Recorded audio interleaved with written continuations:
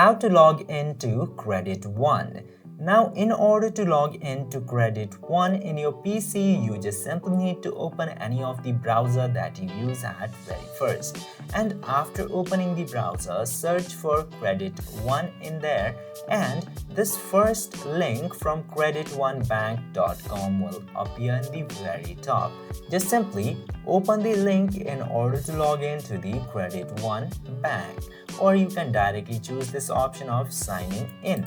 After tapping in there, if you have access of the website, you can very easily log in from there. Just simply enter your email address and enter your password associated with the account that you want to log into the Credit One Bank, and after submitting that, you will successfully be logged in.